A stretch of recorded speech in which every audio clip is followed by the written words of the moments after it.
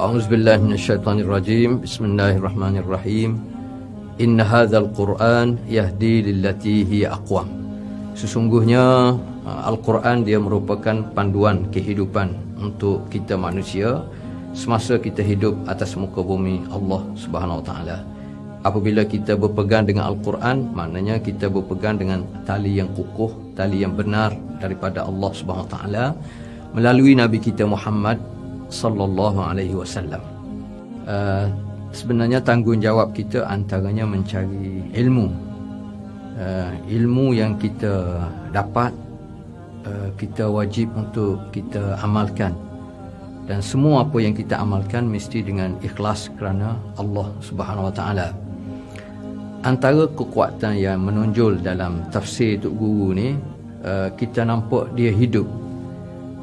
Antara faktor kita nampak dia hidup kerana Tok Guru dia hampir semua ilmu yang dia ajar tu dia amal dalam kehidupan dia, menyebabkan masyarakat umum melihat tafsir Tok Guru ni mudah difahami kerana apa yang Tok Guru ajar dia ikhtiar untuk diamalkan dalam kehidupan dia.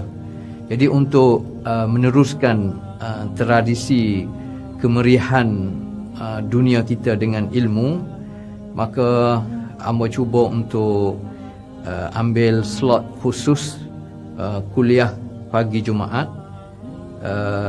jam 9.30 pagi untuk sama-sama kita hayati, untuk sama-sama kita tadabbur ayat-ayat Al-Quran berpandukan kepada tafsir yang telah ditafsirkan oleh Tok Guru. Semoga manfaat ini dapat kita ambil untuk kebaikan bersama.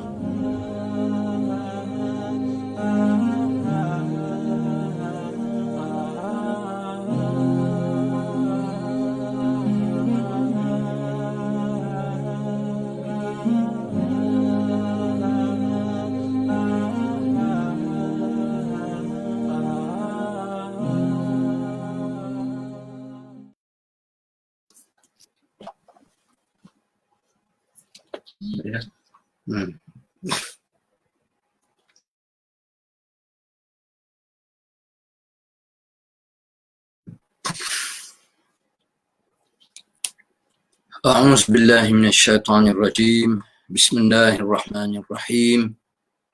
Alhamdulillahi rabbil alamin.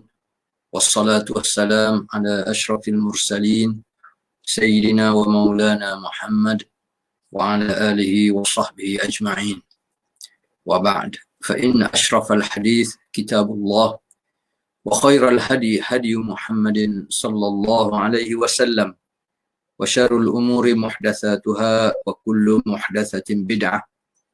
اللهم علمنا ما جهلنا وذكرنا ما نسينا وارزقنا تلاوة كتابك آناء الليل وأطراف النهار واجعله لنا حجة يا رب العالمين.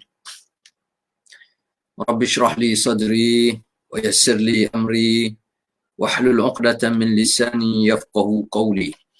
ربي يسر ولا تعسر يا عليم علمنا من علمك ما ترضى به عنا ولا تؤاخذنا بما تعلمه منا يا حليم خلقنا بخلق الحلم وحققنا بحقائق العلم سبحانك لا علم لنا إلا ما علمتنا إنك أنت العليم الحكيم. Alhamdulillah, sekali lagi kita banyak-banyak bersyukur kepada Allah Subhanahu Wa Taala dengan inayah dan rahmat daripada Allah, anugerah iman dan Islam, anugerah kehidupan ini, anugerah kesihatan, dan kita berada di masa yang mulia pada pagi Jumaat di sisi Islam. Kita berdoa semoga kita semua dianugerahkan oleh Allah Ta'ala dengan kesihatan yang baik, dengan akal pemikiran yang waras, yang matang, berdasar kepada ilmu yang sahih, yang kita ambil daripada sumber yang asli, yang asal, daripada Al-Quran, wahyu Allah Subhanahu Wa Ta'ala.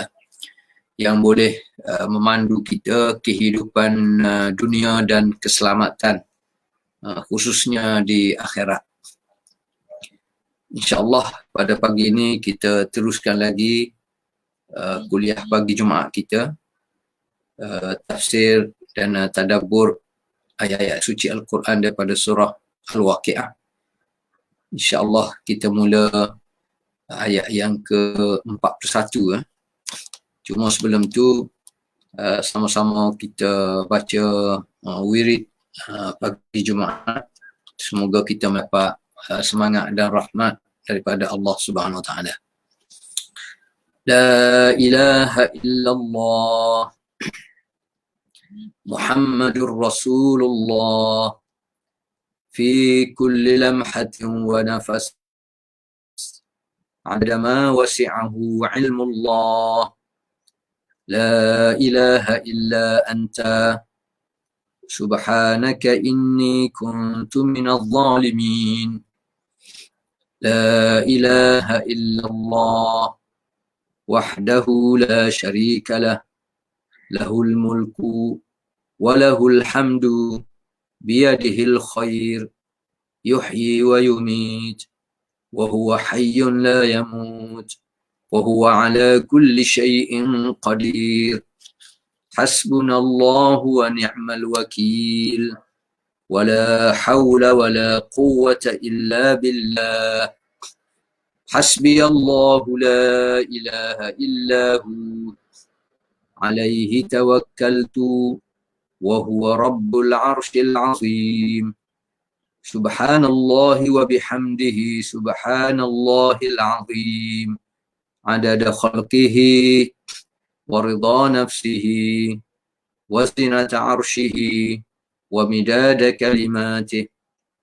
Allahumma inni asbahtu minka fi ni'matin wa afiyatin wa sitrin fa'atmim ni'mataka wa afiyataka wa sitraka alayya fi dunya wal akhirah.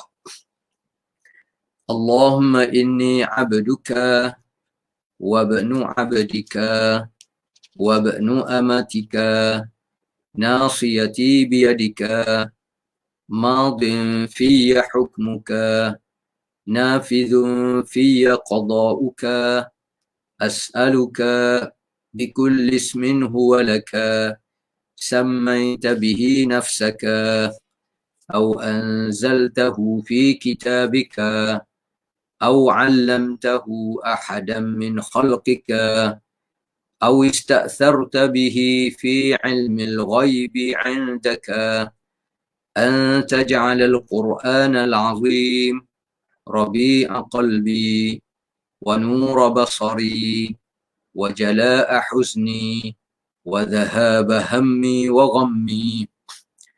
اللهم أنت ربي لا إله إلا أنت خلقتني وأنا عبدك وأنا على عهدك ووعدك ما استطعت أعوذ بك من شر ما صنعت أبوء لك بنعمتك علي وأبوء بذنبي فاغفر لي فإنه لا يغفر الذنوب إلا أنت. اللهم صل على سيدنا محمد صلاة تكون لك رضاء ولحقه أداء. اللهم صل على سيدنا محمد طب القلوب ودوائها وعافية الأبدان وشفائها ونور الأبصار وضيائها وعلى آله وصحبه وسلم. اللهم صل وسلم وبارك على نور الأنوار وسر الأسرار وترياق الأغيار ومفتاح باب اليسار سيدنا ومولانا محمد المختار وآله الأطهار وأصحابه الأخيار عدد نعم الله وأفضاله. اللهم صل وسلم وبارك على محمد النبي الأمي وأزواجه أمهات المؤمنين وذرياته وأهل بيته، كما صليت وسلمت وباركت على إبراهيم وعلى آل إبراهيم في العالمين إنك حميد مجيد. اللهم صل صلاة كاملة وسلم سلاما تاما على سيدنا محمد الذي تنحل به العقد وتنفرج به الكرب وتقضى به الحوائج وتنال به الرغائب وحسن الخواتم ويستسقى الغمام بوجهه الكريم وعلى آله وصحبه وسلم. اللهم صل على سيدنا محمد صلاة تنجينا بها من جميع الأهوال والآفات وتقضي لنا بها جميع الحاجات وتطهرنا بها من جميع السيئات وترفعنا بها عندك أعلى الدرجات وتبلغنا بها أقصى الغايات من جميع الخيرات في الحياة وبعد الممات وعلى آله وصحبه وسلم.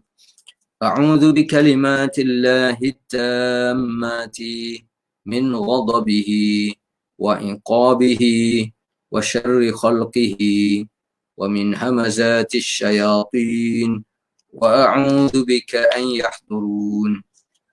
أعوذ بالله السميع العليم ووجهه الكريم وسلطانه القديم من الشيطان الرجيم.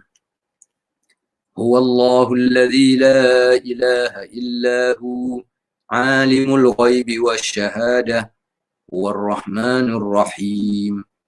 هو الله الذي لا إله إلا هو الملك القدوس السلام المؤمن المهيمن العزيز الجبار المتكبر سبحان الله عما يشركون. هو الله الخالق البارئ المصور له الأسماء الحسنى يسبح له ما في السماوات والأرض وهو العزيز الحكيم. Alhamdulillah. Kita terus pada tafsir kita. Bagi yang ada buku, insya-Allah kita mula muka surat 60 ayat yang ke-41. A'udzubillahi minasyaitonirrajim. Bismillahirrahmanirrahim. Wa ashabus shimali ma ashabus shimal. Wa ashabus shimali ma ashabus shimal. Dan golongan kiri, alangkah sengsaranya golongan kiri itu. Fi samumin wa hamim.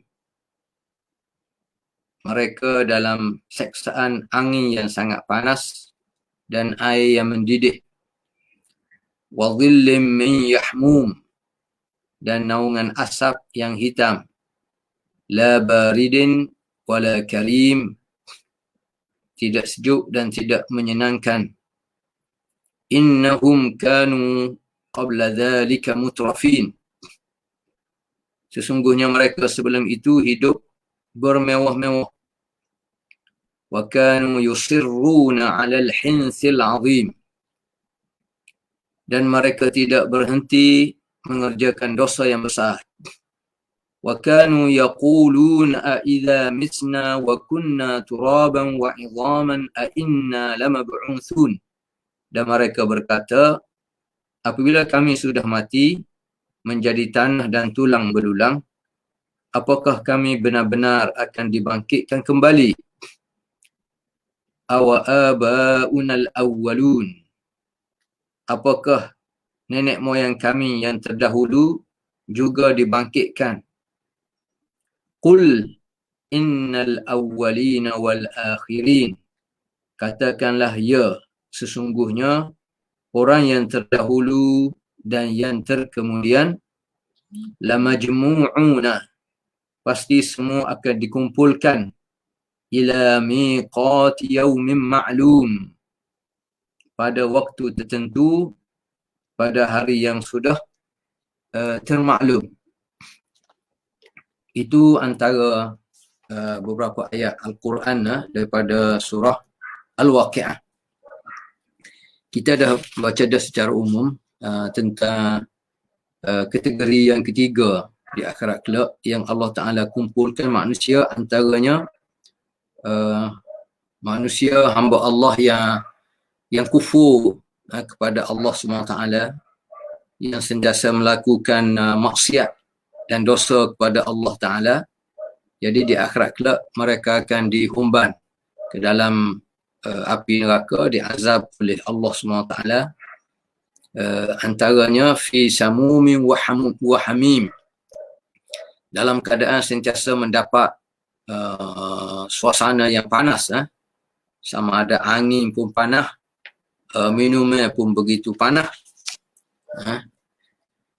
Kalau dalam buku ni, muka surat 62, kita yang duduk di Malaysia ni, kita tak terasa sangatlah bahan kepanasan tu. Tapi kalau kita pergi negara Arab, termasuk kita pergi Mekah, memang suasana panas. Maknanya kita terasa lah. Itu baru sekitar 40 darjah Celsius. Macam mana kalau 50 darjah Celsius? Macam mana kalau 60? Macam mana kalau sampai 70? Macam mana kalau beratus-ratus, beribu-ribu Celsius? Memang itu salah satu bentuk azab lah oleh manusia yang teringat, yang lupa kepada asal usul dia, lupa kepada Allah Subhanahu Wa Taala. Wa dhillim min yahmum, dan dia berada sentiasa dalam keadaan naungan daripada asap hitam, gambaran azab Allah Subhanahu Wa Taala. Innahum kanu qabla dhalika mutrafin, la baridin wala karim. Maknanya hidup dia dalam keadaan tidak ada masa untuk dia rehat, untuk dia rasa senang, untuk dia relax, tak ada. La baridin wala karim, tidak sejuk dan tidak menyenangkan. Maknanya hidup dalam keadaan susah tak mau lah di akhirat kelak. Antara faktornya, Allah Ta'ala bagi 3 faktor utama yang menyebabkan manusia ni akan diazab oleh Allah Subhanahu Wa Taala. Antaranya, innahum kanu qabla dhalika mutrafin. Ini antara puncanya. Punca adalah orang ni semasa duduk atas dunia ni, dia hidup dalam keadaan mewah. Dia suka hidup, kita panggil gaya mewah. Gaya mewah yang kadang-kadang manusia ni dia suka promosi lah. Jarang manusia yang kaya dia tidak heboh.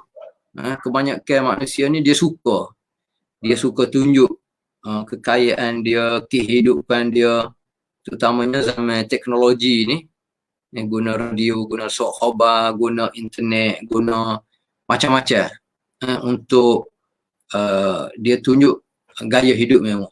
Dan kita perhati memanglah manusia ni kalau hidup dia tunjukkan gaya kemewahan dia, kebiasaannya mereka ni lupa Allah Ta'ala. Mereka lupa tentang aturan Allah Ta'ala, tentang hukum dosa pala, kerana dia dah tertarik dengan kehidupan dunia sehingga dia lupa akhirat lah. Lupa Allah, maknanya kesan daripada situ dia lupa akhirat, dia lupa tentang dosa pala, dia lupa tentang tanggungjawab dia lah sebagai hamba Allah Ta'ala. Dan kalau kita perhati pun sebenarnya kemewahan ni dia melalui pelbagai bidang. Dalam perniagaan pun boleh, kebiasaannya lah. Manusia boleh jadi kaya, boleh jadi mewah.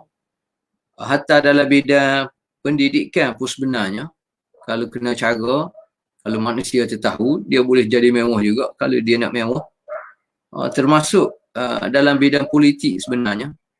Dan kalau kita perhati dunia sekarang ni, antara faktor manusia ni suka terlibat dalam bidang politik yang berkait dengan pengurusan negara. Kalau kita perhati cara cakap dia satu dan cara hidup dia. Kita perhati memang kebiasaannya hidup orang politik ni dia menjurus kepada nak hidup gaya mewah. Sebab itulah kita perhati ramai orang yang terlibat dalam bidang politik ni dalam akaun masing-masing siapa ada beratus-ratus juta. Jadi duit ni mari daripada mana sebenarnya? Dan gaya hidup dia tu. Orang yang hidup gaya mewah ni maknanya kadang-kadang cara makan dia ialah walaupun sekali-sekala makan telur goreng ke makan apa dia, tapi kebiasaannya makan, minum, cara berpakaian semua sekali gaya mewah.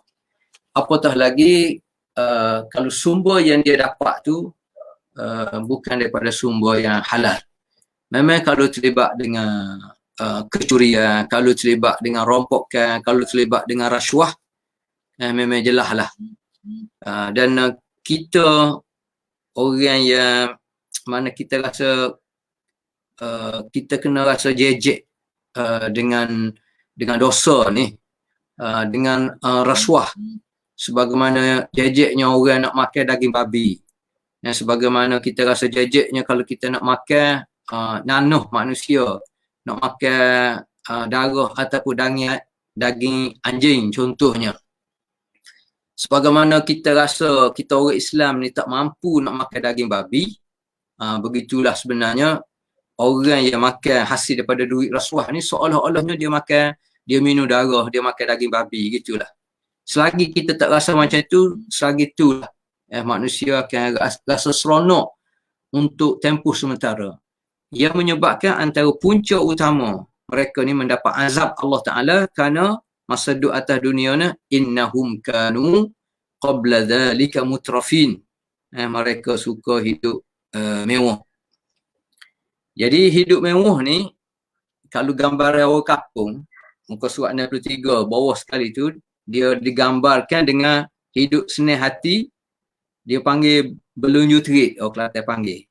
Kaki dia tu belunju seronok dan kaki dia tu bergedik, duduk tu bergedik, bergerak. Gambaran seronoklah kehidupan dia. Tak ada masalah. Sedangkan masalah ni penuh dengan sekeliling.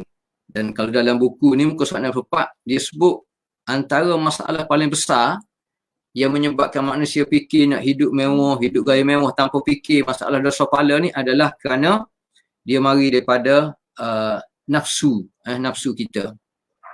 Bagaimana firman Allah, wa nafsin wa ma sawwaha fa alhamaha fujuraha wa taqwaha.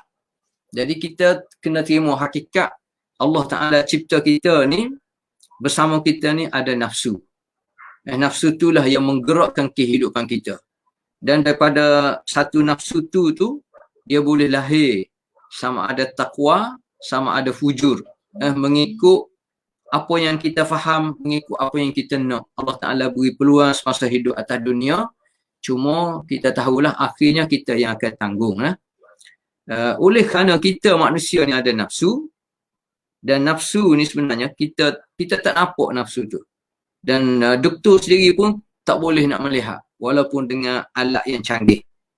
Yang boleh tahu, yang boleh nampak adalah pencipta dia, iaitu Allah Ta'ala. Jadi nafsu ni lah, kalau kita tak boleh nak urus dengan baik, dia panggil gelombang fujur, gelombang kejahatan. Manusia jadi jahat dalam segenap perkara. Dalam percakapan contohnya. Kerana ada gelombang fujur menguasai nafsu dia, menyebabkan dia menipu dalam percakapan dia.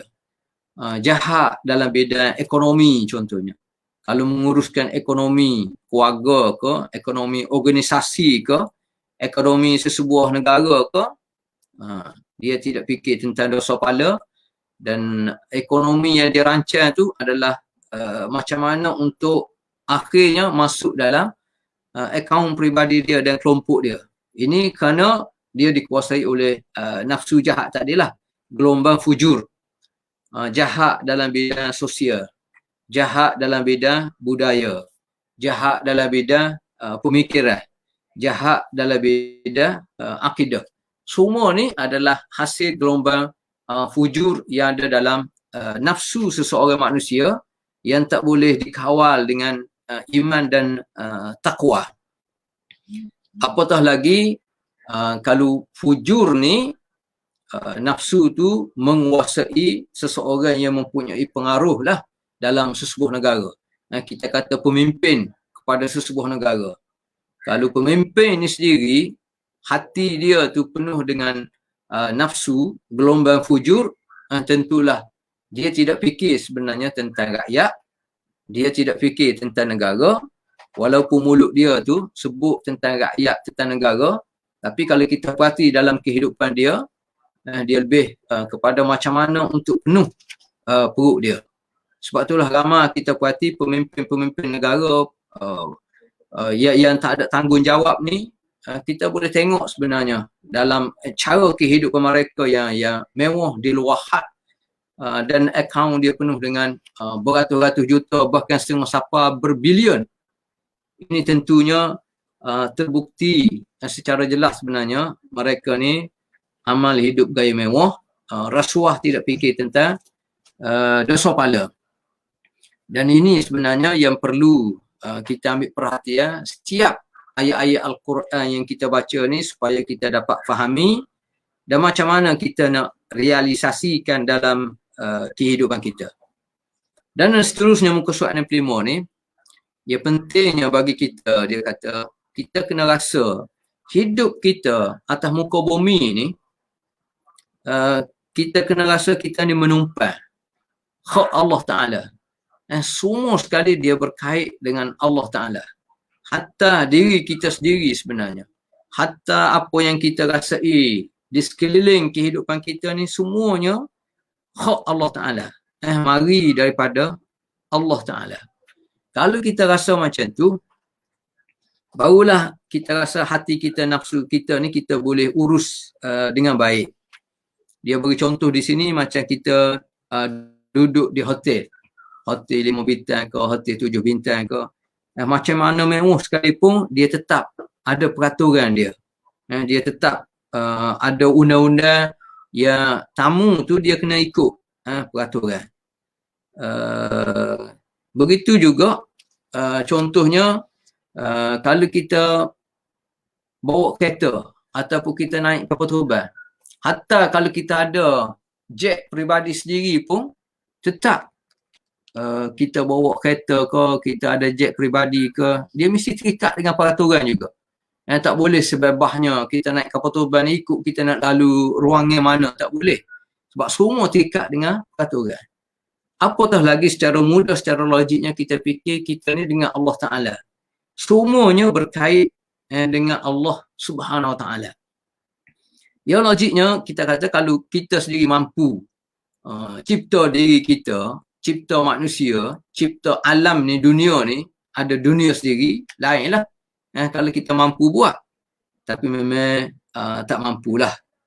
Sebab itulah muka surat 66 tu, orang yang mutraf, orang yang hidup gaya mewah ni, dia kadang-kadang maknanya kalau kita perhati, mewah ni tidak hanya pada makan minum sahaja sebenarnya. Kalau ikut Tok Guru ni, dalam buku ni, dia kata mewah bercakap pun kadang-kadang mewah. Ada makna kemewahan dalam percakapan. Macam mana tu? Ialah cakap ikut dah, orang Kelantan panggil. Cakap je apa dia nak cakap. Tak kira, tak fikir pun tentang dosa pala. Beri manfaat ataupun tidak beri manfaat. Itu orang panggil cakap mewah. Ataupun tidur pun dia boleh jadi mewah juga.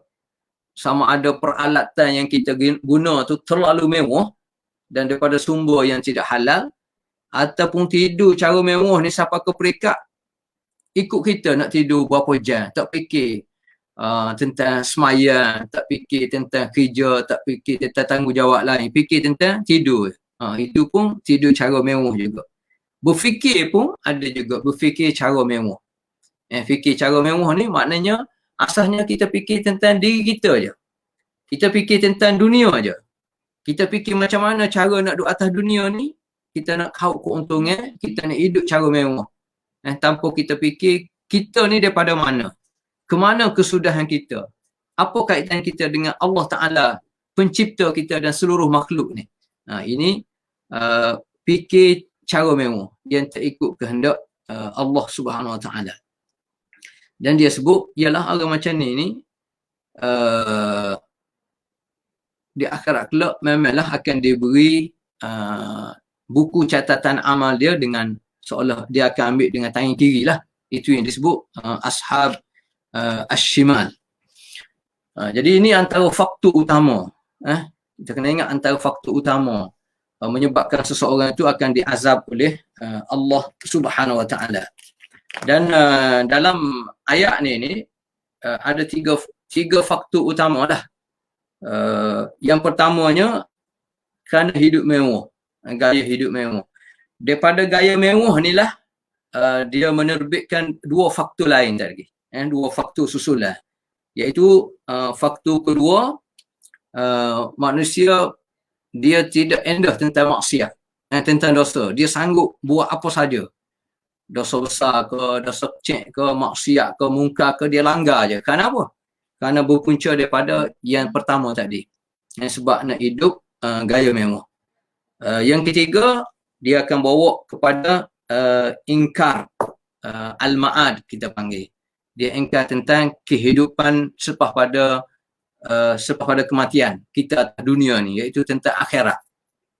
Dia tak yakin, tak beriman, ataupun dia tahu tetapi pengetahuan dia tu tidak sampai ke peringkat mengukuhkan keimanan dia dan menerbitkan apa persiapan yang dia perlu buat untuk berdepan dengan kematian dan berdepan dengan Allah Subhanahu Wa Ta'ala.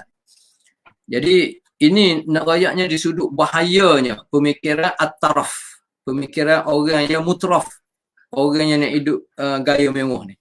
Pemikiran ni dia seolahnya satu pemikiran ataupun bumi yang subur untuk melahirkan maksiat. Untuk melahirkan maksiat dan penderhakaan kepada Allah Ta'ala. Apabila manusia ni fikir at-taraf, mutraf, nak fikir hidup mewah. Daripada situlah lahirnya wa kanu yusirruna 'alal hinsil azim. Mereka ni sentiasa dalam bahasa Arab kanu ni menggambarkan benda yang lepas. Yusirrun menggambarkan benda sekarang ni dia akan datang. Jadi apabila gabung dua tu, hak lepas dan sekarang, dia menggambarkan amalan tu dia buat secara berterusan. Wa kanu yusirruna. Mereka ni sentiasa melakukan amalan yang boleh mendatangkan maksiat, dosa kepada Allah Subhanahu Wa Ta'ala. Kesan daripada pemikiran at-taraf tadi, nak hidup mewah. Dan dia akan berterusan apabila buat maksiat, akhir sekali sampai ke peringkat dia ingkar tentang kehidupan di akhirat kelak. Sebab itulah dia tidak fikir, dia tidak kisah buat apa saja. Kerana apa? Kerana dia tidak fikir tentang balasan dia akan terima di akhirat kelak, azab Allah SWT. Bahkan dia sebut wa kanu yaquluna a idza mitna wa kunna turaban wa 'idhaman a inna lamab'utsun. Kalau seorang tu dah mati, dah berpuluh tahun, dah beratus tahun, dah hacur debu dah. Tulang-tulang pun dah hacur, takkanlah nak dibangkitkan semula. Ini pemikiran logik yang diguna. Kerana apa? Kerana apabila tidak ada iman lah. Jadi ini kesan mutraf. Ayat Quran agak banyak cerita tentang mutrafin ni, orang yang hidup mewah.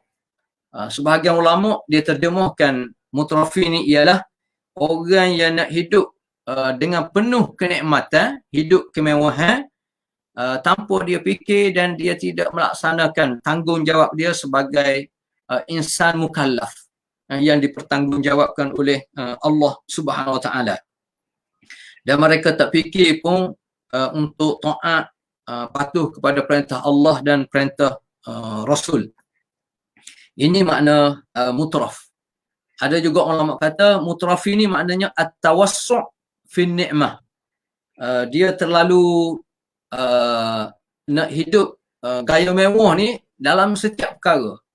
Makan minum dia, cara dia berpakai, rumah dia, kereta dia, tempat dia melancong, semua sekali. Dalam yang berkait dengan kehidupan ni, dia semua nak hidup gaya mewah. Ini mutraf. Wa atrafnahum fil hayati dunya. Jadi biasanya atrafna ni orang yang berkait dengan pembesar, pemuka-pemuka, orang yang terkenal, yang kita panggil selebriti ke apa semua sekali, yang telah kami beri kemewahan dan kesenangan dalam kehidupan atas dunia ni. Tanpa dia sedar, kadang-kadang Allah Ta'ala beri muhlah, beri tempoh tertentu. Kadang-kadang kalau dia fikir dia nak sangat hidup gaya mewah ni, Allah Ta'ala buka peluang pada dia sebenarnya. Ini makna mutraf. Ada juga kata mutraf ni ialah orang yang hidup atas dunia, fikir semata-mata berkait dengan makan minum saja, hidup gaya mewah, tak fikir masalah halal haram, tak fikir masalah apa yang dibawa oleh Nabi-Nabi dan Rasul-Rasul, termasuk Nabi kita Muhammad sallallahu alaihi wasallam. Dalam surah Hud ayat 116 ada disebut, "Faula kana minal qurun ulu baqiyatin فلولا كان من القرون من قبلكم أولو بقية ينهون عن الفساد في الأرض إلا قليلا ممن أنجينا منهم واتبع الذين ظلموا ما أترفوا فيه وكانوا مجرمين." Maka mengapa tiada umat sebelum kamu, orang-orang yang mempunyai keutamaan dan melarang melakukan kerosakan di muka bumi, kecuali sebahagian kecil di antara orang yang telah kami selamatkan. Dan orang-orang yang zalim hanya mementingkan kenikmatan dan kemewahan. Orang yang zalim. Jadi mutraf ni termasuk dalam golongan orang yang zalim.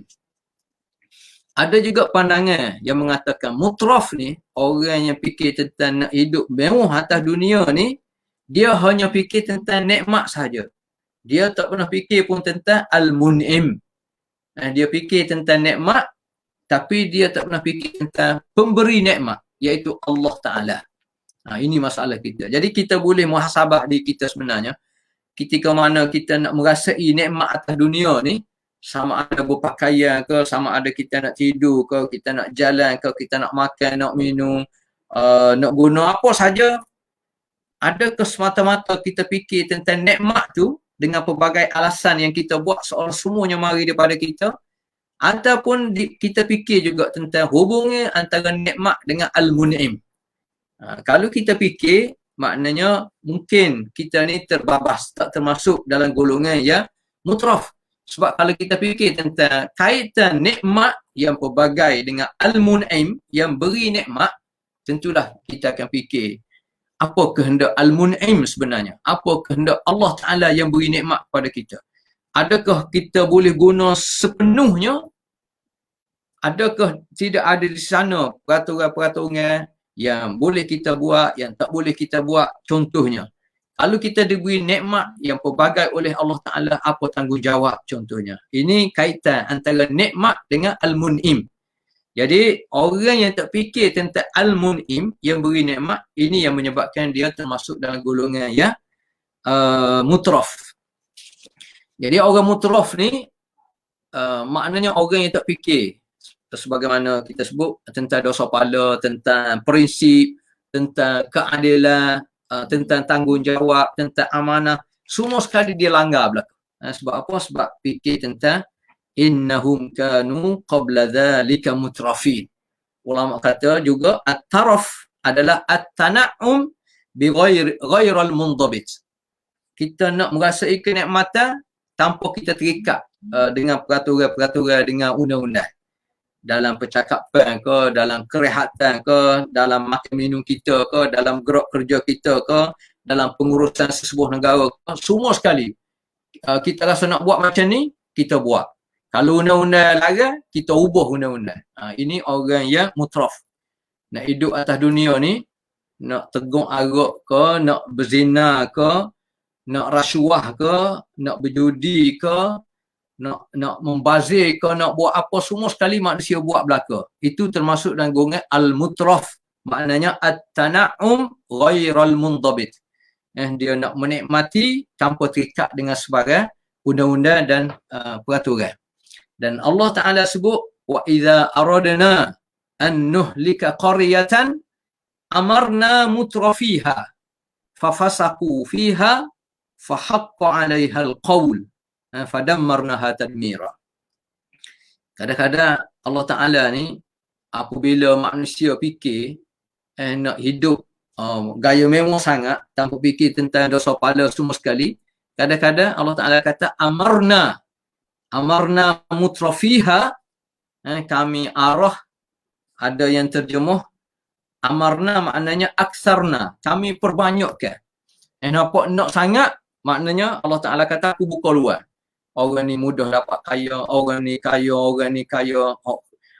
kerja ni kadang-kadang kita manusia, sesama manusia, dia nilai, dia ni macam tak layak dia kaya, tapi kaya dia. Dalam akaun ada berpuluh-puluh juta, ada beratus juta. Amarna kadang-kadang aksarna, kami perbanyakkan. Ada juga. Ada yang beri makna amarna, maknanya amarna mutrafiha ay amarnahum bitta'ah fa'asaw. Maknanya Allah Ta'ala minta dia dengan pelbagai cara dalam kehidupan seseorang tu, sepatutnya dia fikir akhirnya dia perlu, dia terpaksa, dia kena akur pada Allah Ta'ala, dia kena taat perintah Allah Ta'ala. Dia nak hidup nikmat boleh, tetapi ada peraturannya, ada hukum hakamnya. Tetapi fa'asaw, orang yang mutraf, yang akan diazab oleh Allah SWT, dia langgar segala perintah Allah Subhanahu Wa Ta'ala. Ada juga ulama memberi makna amarna mutrafiha, amarna di sini maknanya ja'alnahum umara. Allah Ta'ala akhirnya, sebelum Allah Ta'ala akhirnya menghancurkan kehidupan mereka, kehidupan orang sekitar mereka, menghancurkan satu bandar, satu negara, satu tamadun ke, antara faktornya apabila pembesar-pembesar ni termasuk orang yang diberi kenikmatan oleh Allah Ta'ala, ja'alnahum umara. Kami menjadikan mereka ni pembesar-pembesar, amir-amir, raja-raja, pemerintah semua sekali. Nampak nak hidup gaya mewah sangat. Maknanya kalau sebuah negara tu contohnya dikuasai oleh pemimpin-pemimpin yang fikir tentang gaya mewah, macam mana dia nak kaup harta kekayaan sebuah negara tu untuk kehidupan peribadi dia dan kelompok dia sahaja. Orang macam ni sebelum Allah Ta'ala hancurkan sebuah negara, tamadun, individu ataupun satu-satu kumpulan masyarakat ke, Allah Ta'ala beri peluang dulu. Itu antara makna amarna mutrafiha. Ada juga kalau bacaan, ada sebahagian qiraat bacaan, kita baca biasanya amarna mutrafiha.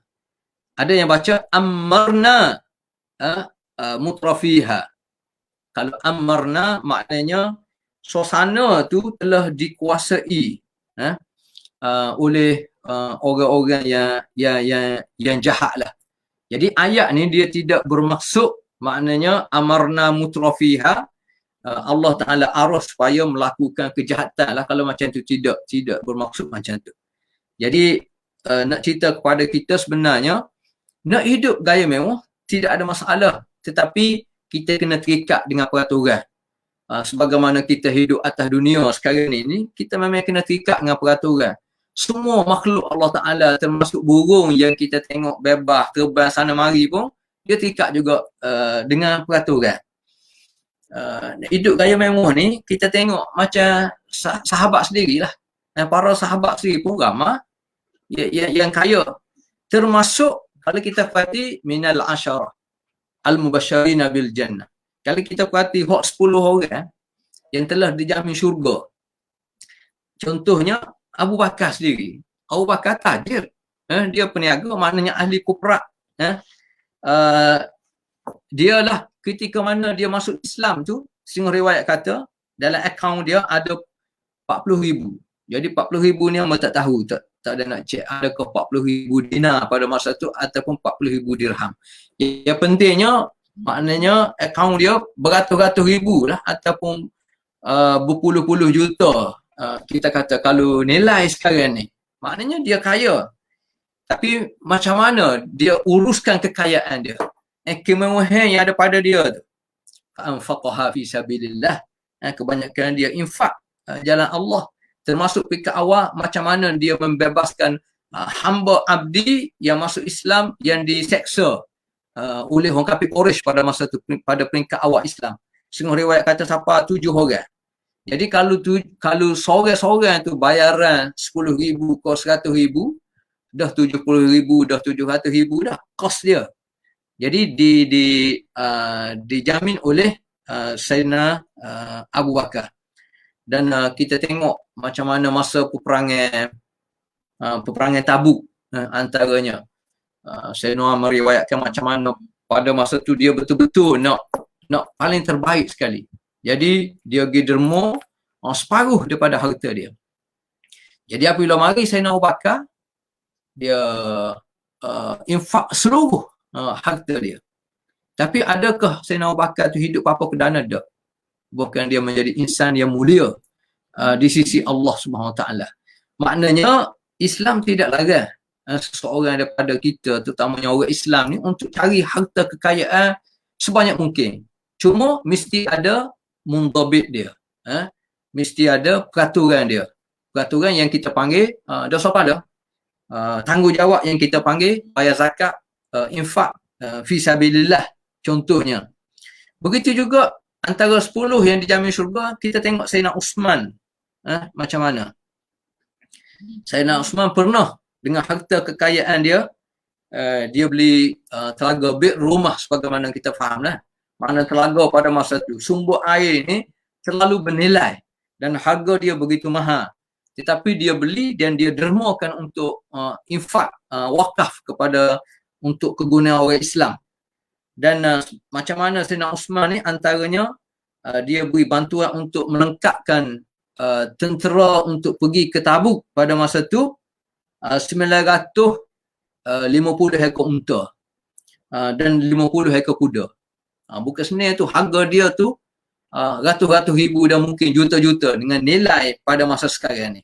Ini kekayaan yang ada pada sahabat yang dijamin masuk syurga.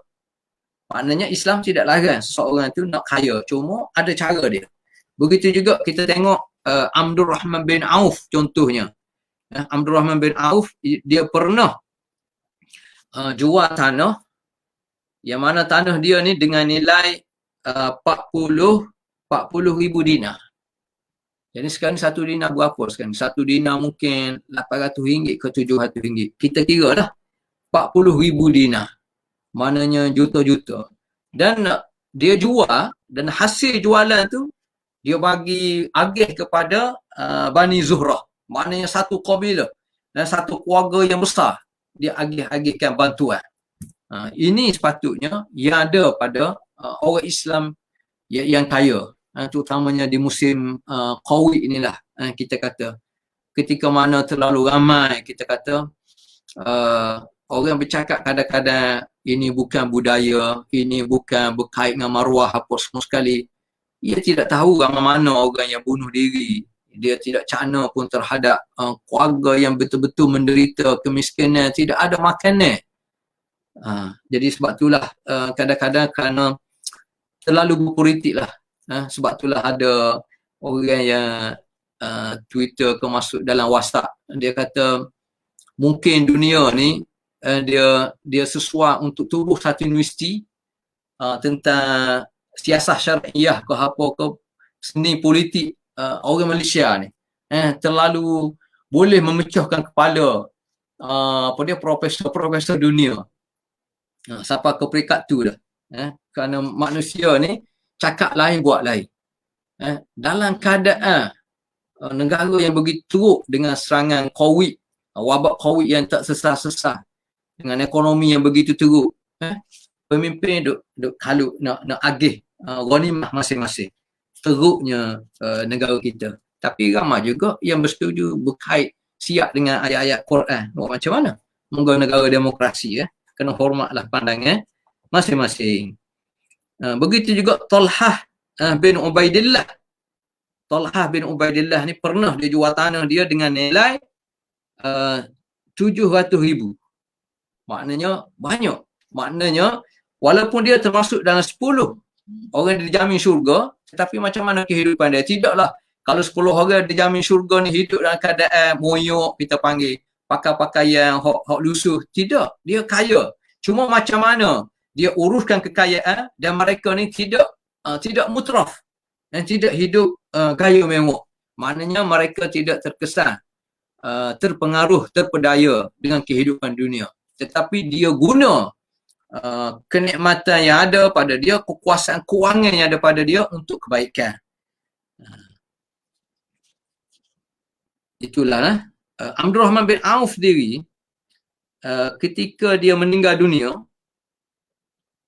dia meninggalkan ada 1,000 ekor unta, 3,000 ekor biri-biri dan 100 ekor kuda yang ada di Baqi', yang diagih termasuk kepada isteri-isteri dia.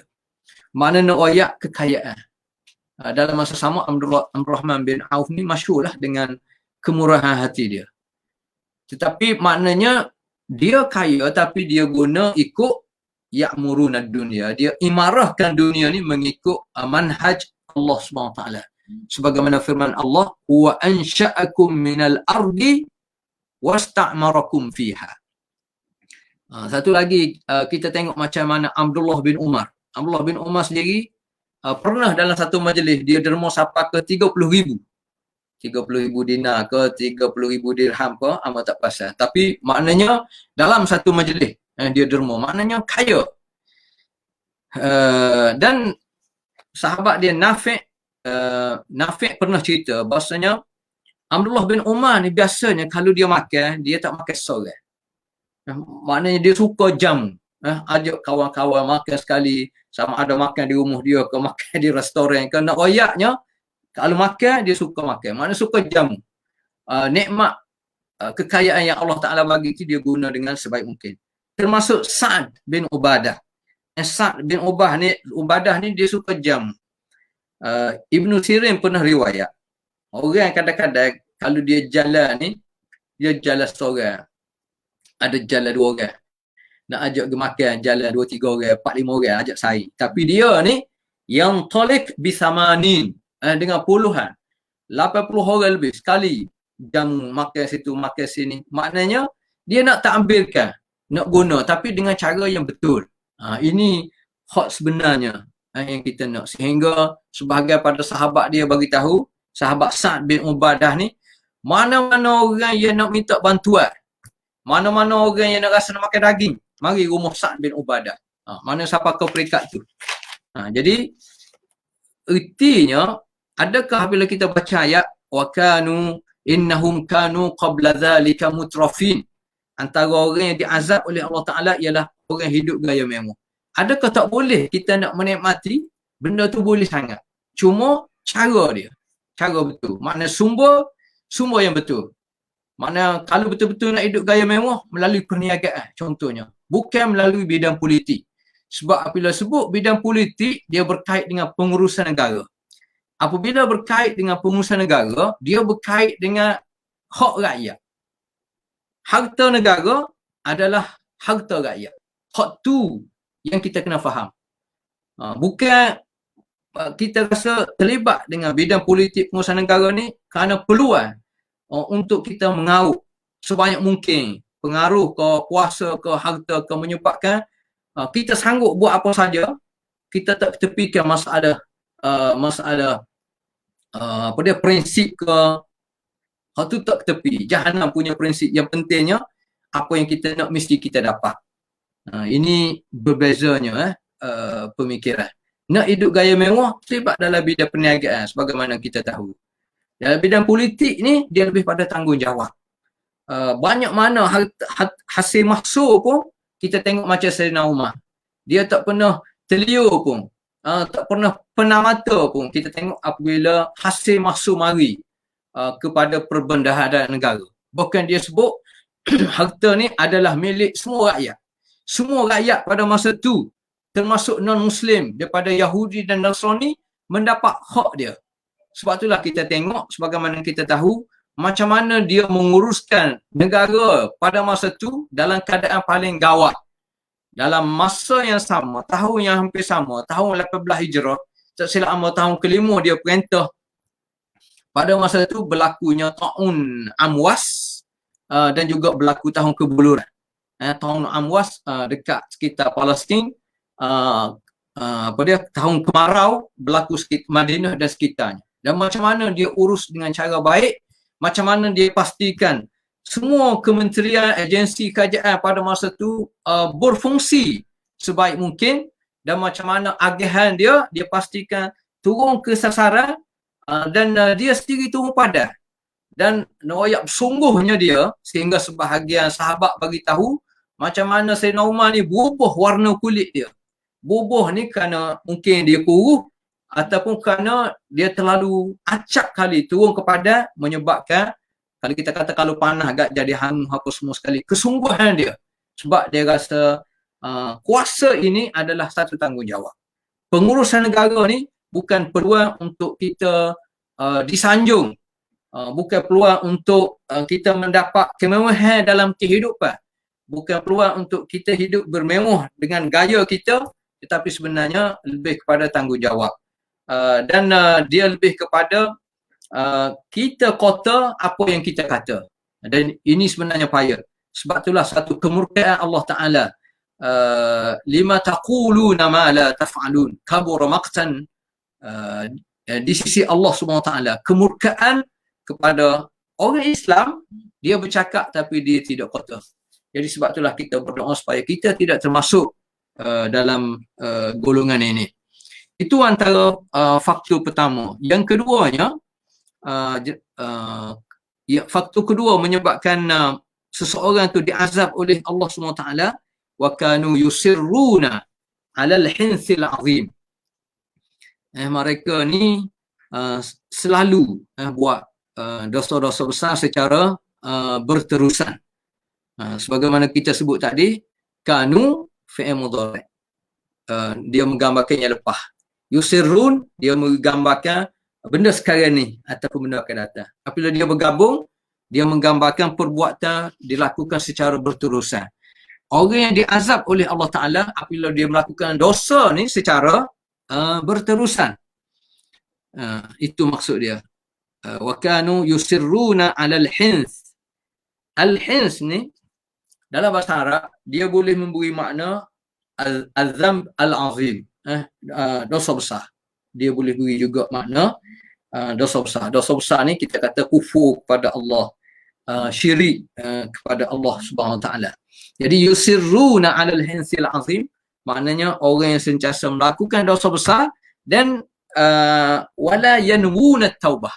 Dia tak pernah berniat, tak pernah berfikir pun nak bertaubat kepada Allah Subhanahu Wa Taala. Itu antara makna wa kanu yusirruna 'alal hinsil azim.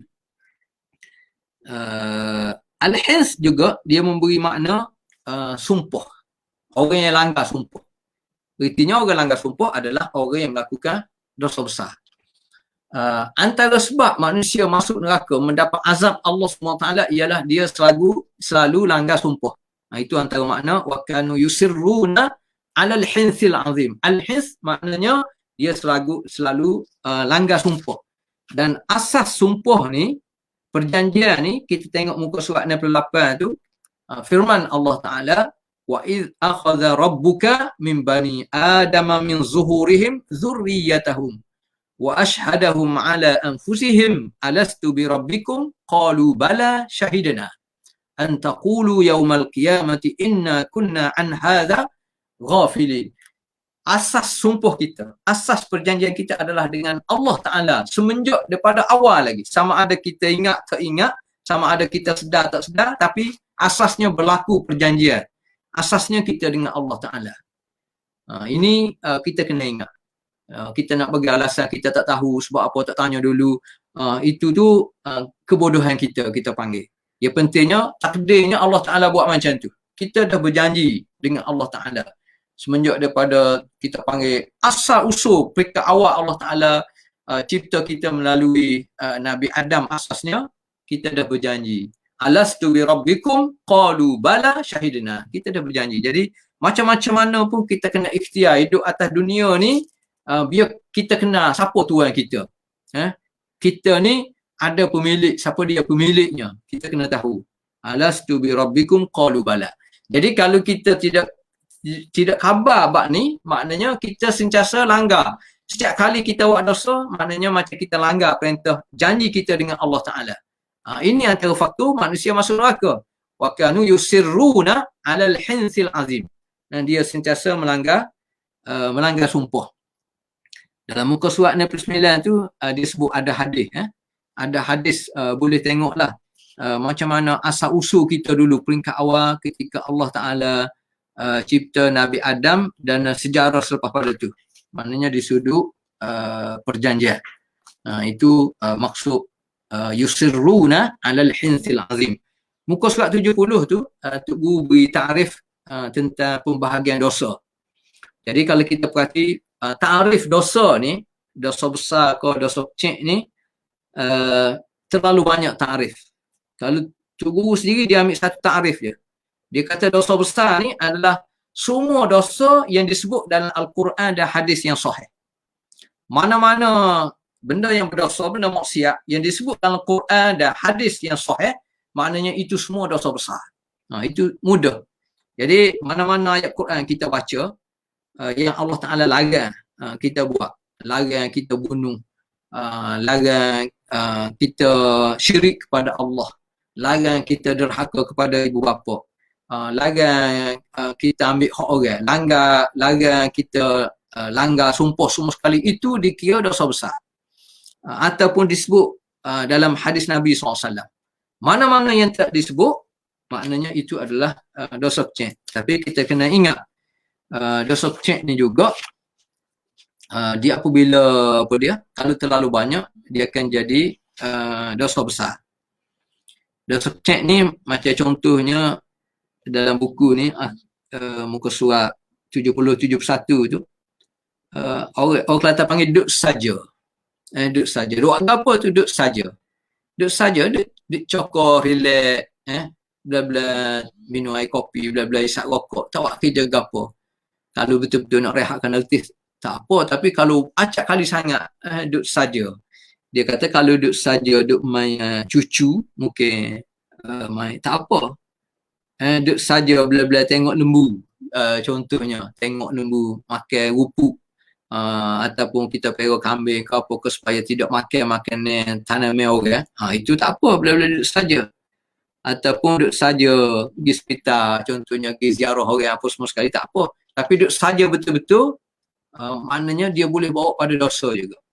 Dan dosa ni walaupun kita kata dosa kecil, muka surat 72 tu, tapi dosa kecil kalau dia berterusan, dia akan jadi dosa besar juga.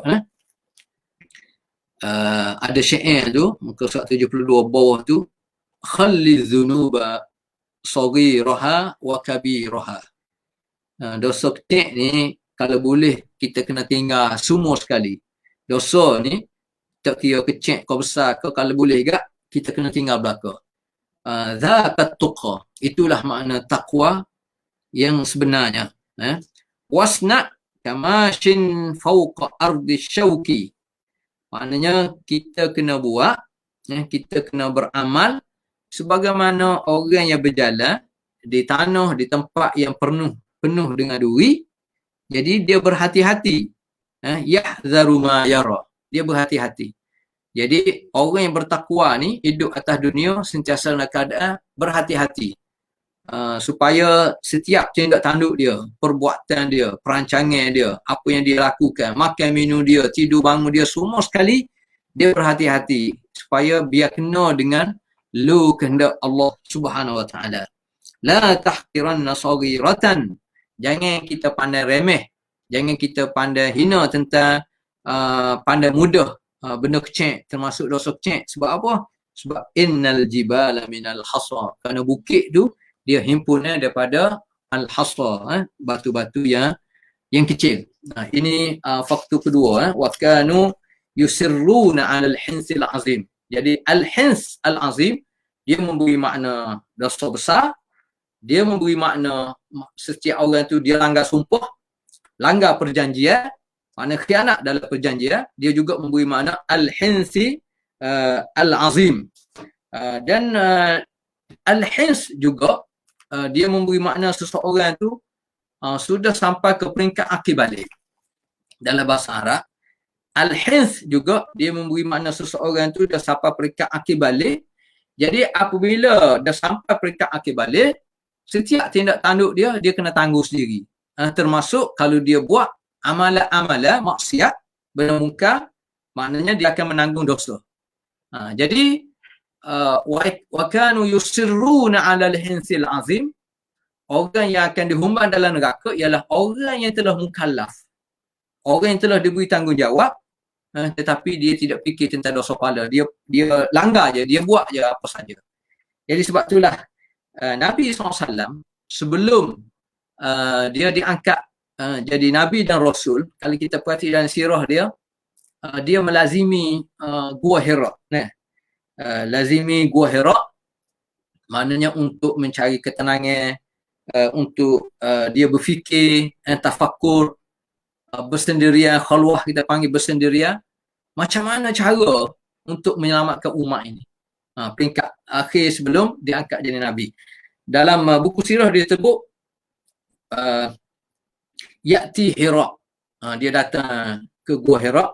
Fakana yatahannathu fihi al-layali. Yatahannas mana dia buat satu amalan yang seolah dia sibukkan diri dia dengan perkara yang boleh menjauhkan dia daripada kemungkaran, maksiat yang dilakukan oleh kaum dia. Itu antara makna bahasa al-hins, yatahannas. Jadi orang yang diazab oleh Allah Ta'ala adalah orang yang melakukan dosa besar, orang yang tak fikir tentang tanggungjawab, orang yang sentiasa langgar sumpah janji dia, orang yang khianat lah kita panggil. Itu faktor kedua. Jadi kesan daripada dua ni juga dia lahir yang ketiga. Faktor ketiga juga manusia akan diazab oleh Allah SWT. Wa kanu yaquluna a idza mitna wa kunna turaban a inna lamab'utsun. Akhir sekali kalau manusia ni hidup mewah, hidup gaya mewah, tak fikir dosa pahala, tak fikir tentang perjanjian dia dengan Allah Ta'ala semenjak daripada asalnya, kita panggil apa saja yang rasa dia nak, dia buat je. Apa saja yang dia nak kata, dia kata je. Tak fikir tentang dosa pahala, tak fikir tentang peraturan, tak fikir tentang perjanjian. Dia termasuk dengan Allah Ta'ala ataupun perjanjian dia dengan manusia. Orang macam ni akhir sekali sebenarnya kesan dia engkar di sudut akidah. Benda asas yang menjadi faktor asas seseorang itu beriman kepada Allah Ta'ala. Yang mana kalau kita perhati, beriman kepada Allah, beriman kepada hari kiamat. Beriman kepada Allah, beriman kepada hari kiamat. Maknanya beriman kepada Allah dan hari kiamat, artinya dia kena yakin sebenarnya. Sepatutnya manusia ni yakin tentang kehidupan dan kematian, perjalanan dia di alam kubur, di padang mahsyar. Tetapi manusia apabila dia dah pemikiran dia dah tepu dengan dunia, fikir nak hidup mewah je, menyebabkan dia tidak fikir dosa pahala dan dia tak fikir pun tentang kebangkitan hari kiamat kelak. Jadi dia tak yakin akan dibangkitkan semula. Maknanya mati dah beratus tahun, dah beribu tahun, hatta apa dia, tulang-tulang pun dah jadi debu, dah jadi tanah, takkan nak dibangkit balik. Ini tiga pemikiran utama kategori yang Allah Ta'ala sebut orang macam ini akan diazab dan mereka ni akan kekal. Akan kekal. Contohnya dalam surah An-Nisa. Surah An-Nisa, kalau kita ada Quran, kita buka surah An-Nisa. Innal ladhina kafaru wa zalamu lam yakunillahu liyaghfira lahum wala liyahdiyahum wala liyahdiyahum tariqa illa tariqa jahannama khalidina fiha abada. Orang yang kufur, orang yang melakukan kezaliman, akhirnya dia akan masuk neraka yang kekal. Begitu juga dalam surah Al-Ahzab. Surah Al-Ahzab ayat yang ke-64. Innallaha la'anal kafirin wa a'adda lahum sa'ira khalidina fiha abada. Mereka ni diazab dan kekal dan selama-lamanya dalam neraka Allah Subhanahu Wa Taala.